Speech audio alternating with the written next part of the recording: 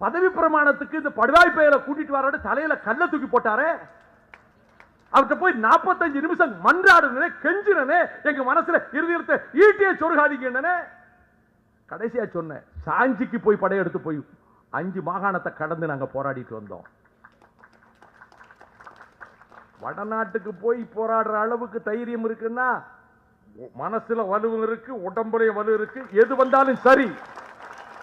சும்மா போகல, எல்லாம் கொடி கருப்பு சிவப்பு பூசின எல்லாத்துக்குள்ள இரும்பு குழாய் தான் வச்சிருந்தோம்.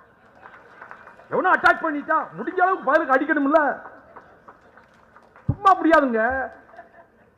இந்த 21 வருஷமா என் தொண்டர்களை அடி வாங்க விட்டதில்லை நான் போலீஸ் கிட்ட, நாங்களே எவனையும் அடிச்சதில்லை. ஆனா போய் தாக்கிட்டான்னா அடிபட்டு திரும்ப கூடாது இல்ல, ஒண்ணு சாகணும் இல்லாட்டி அடிச்சு அவனை முடிக்கணும். அப்படிதானே?